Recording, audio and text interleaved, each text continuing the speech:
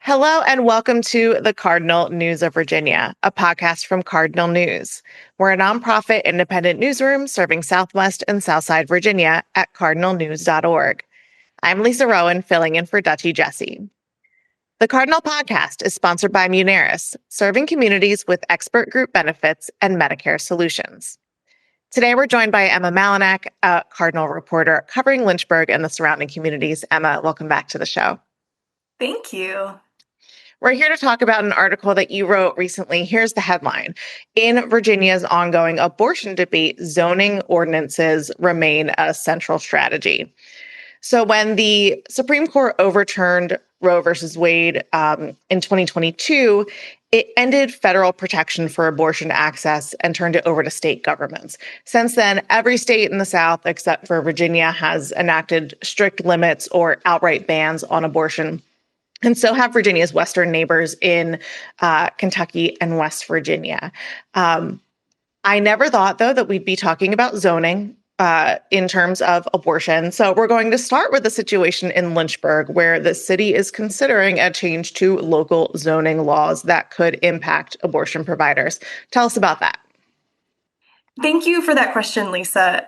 You're right. It's interesting that we're seeing this topic of zoning come into conversation with this topic of an ongoing abortion debate. Essentially, what we're seeing is that zoning allows localities to govern their land use the way they want to see their land used. And so that can take many different forms. We see it in shaping where neighborhoods go, where schools go, where businesses go. And essentially all zoning comes down to how a building is defined and within that definition where that building can go. That's really all zoning is at the end of the day. And so we're seeing that logic being applied to abortion clinics to either regulate where they can go or keep them off of a locality's land entirely. What we're seeing here in Lynchburg is a proposal that just limits where clinics could go. I should also preface this answer by saying that Lynchburg's proposal is in very, very early stages. This proposal likely wouldn't see a final vote until January, so we have many, many months where this proposal could change. So everything I talk about today is what we know so far and what's been presented to us so far. That is absolutely not the final answer or the final language that would ultimately be presented to council in January. With all that being said, the proposal that we see in Lynchburg right now does two main things.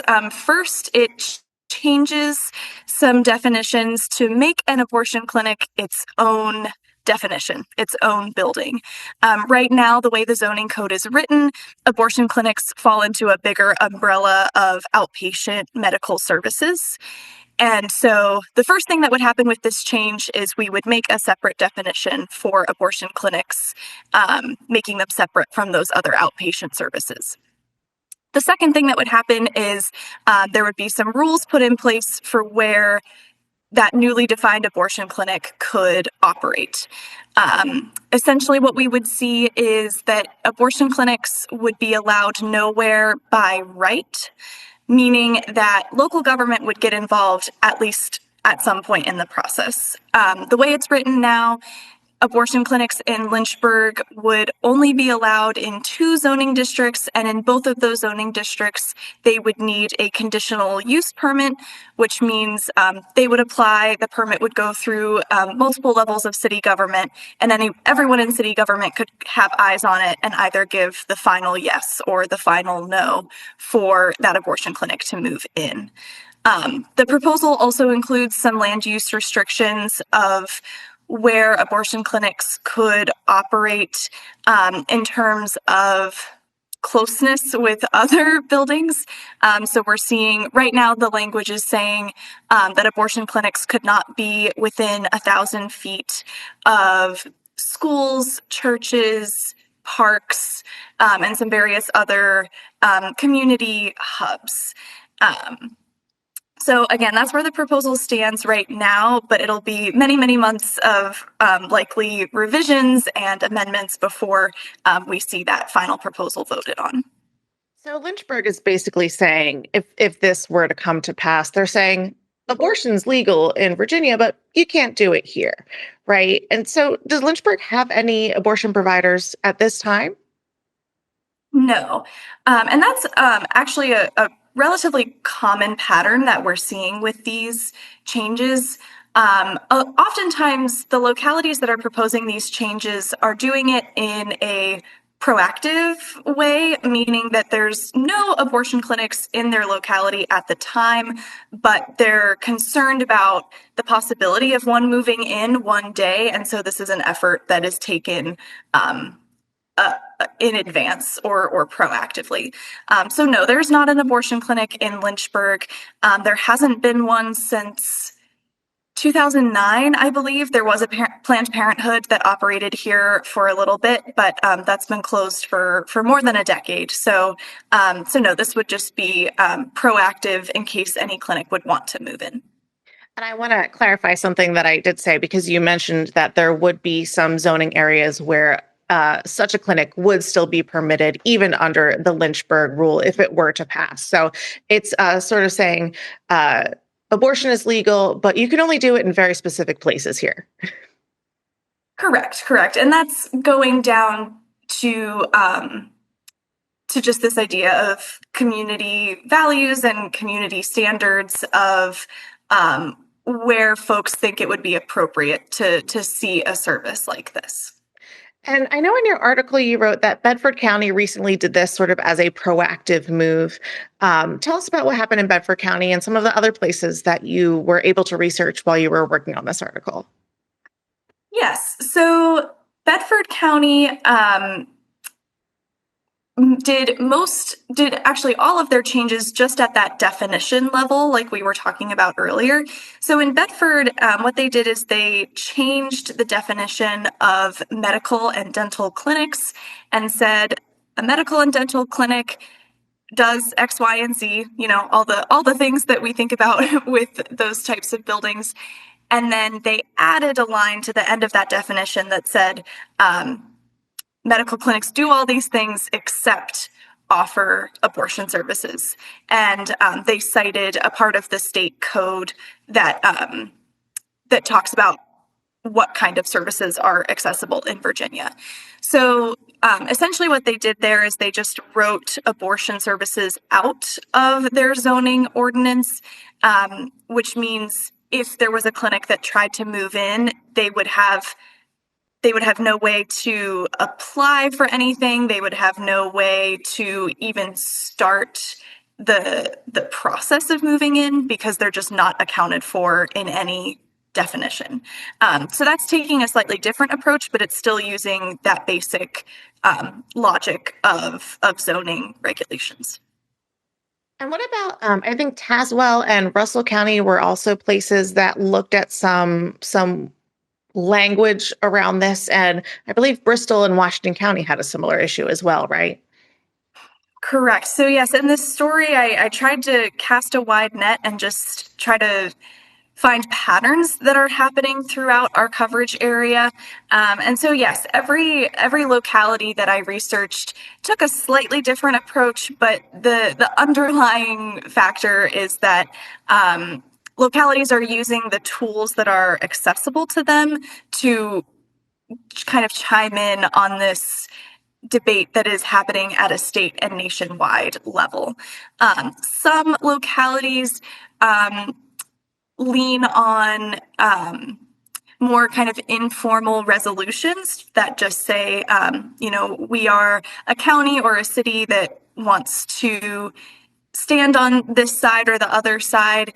Resolutions don't carry as much legal weight, but they do certainly send a message to people in the area about what kind of services will be supported and what kind of services will not be supported. But yes, what we found when all was said and done is that this is more of a pattern than I think anyone would have initially thought it would be, because we're seeing this crop up in different ways in different places, but there does seem to be kind of a trail that points from one to the next. Forgive me if I'm wrong here, but do I remember that you were working on this story before the issue came up in Lynchburg? Is that correct? Yes. So I love these podcasts because we get to talk about our reporting process a little bit. But you're right. This is a story where I had been reporting on this since about August, actually. Bedford had passed its zoning ordinance in late July, and so it came on our radar in August. And I had started just doing some initial research to see what conversations were looking like, where conversations were happening. At that point, my reporting process was just more about information gathering and seeing if there was anything worth reporting on. And then it just so happened that at the end of my reporting process, Lynchburg's proposal came up on a work session agenda. So we were able to add that in as the most recent and arguably most relevant example of this happening, because we're no longer reaching back to the summer to pull examples from. We actually have an example happening right now. It must have felt amazing to be ready for this sort of thing, to be able to turn to your stack of papers and research and be like, aha, I know what's going on here. Tell me about the legal risks here. Just because a locality wants to set these sorts of standards to sort of craft the environment that they want in their county or city, is this within a locality's power to do? That's a great question, Lisa, and one that I asked more times than I can count in this reporting process. And I think one thing that's interesting for reporters is, oftentimes we're taught to go to the experts, right? Experts always have the answers, especially in something like law that is so specific. You've got to go to the experts. And what was interesting with this story is that I had experts telling me opposite things, or experts interpreting the law in different ways. And so I wish I had a clear answer for you, but I do not. All I could do in this story is offer the different perspectives that I have heard. Those different perspectives kind of boil down to two things. One perspective is that these changes are entirely legal. And the argument for that is that the state has granted localities the authority to regulate land use. That is the basic underlying principle of zoning. That is an authority that localities most certainly have. So the people who are in favor of these kinds of zoning changes say that they are using their zoning power just as they would use their zoning power for a data center or for a big housing complex or for any kind of building that would change the makeup of their community.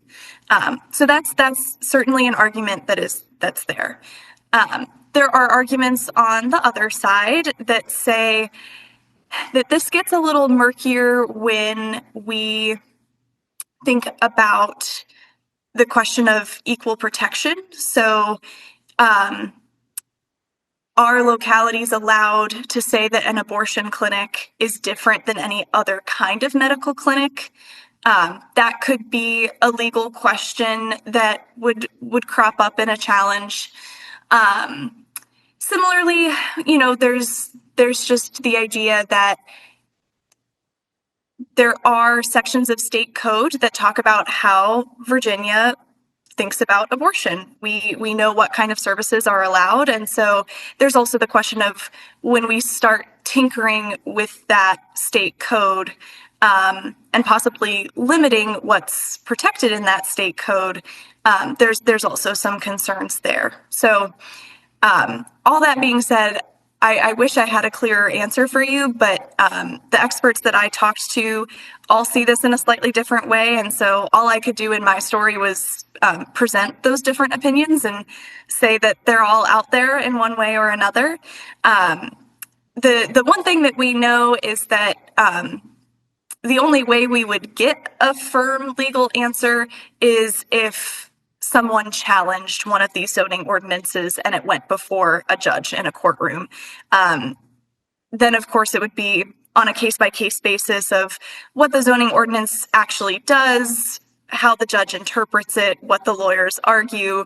That would really be the only time where we would really see this play out and get a real answer on where the law would fall. Okay, so a lot of murkiness there, but we'll Yes. keep an eye on the court situation. So tell me what's next for the proposal in Lynchburg, because I know you mentioned that this is going to be sort of a lengthy process. You're like, January is so far away. It's really not, Emma. It's coming. It's coming for us. But it is a process that has some steps involved. And if you know one thing about local government in Lynchburg is that there are a lot of opinions and a lot of strong conviction and factions, even within like single parties in Lynchburg, which has a Republican majority on its city council. So tell me what the process looks like for Lynchburg and the discussions there. Absolutely. So because this is looking at changing the zoning code, this would have to be a issue that's taken up with the Planning Commission, because the Planning Commission is the one that regulates development and zoning and all of those things.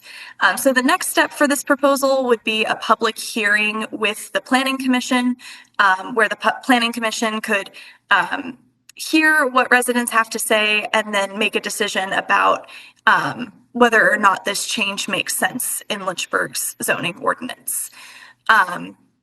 That is scheduled for November, but between now and then, there could be edits to the language or, just any kind of amendment that would make sense before the Planning Commission views it.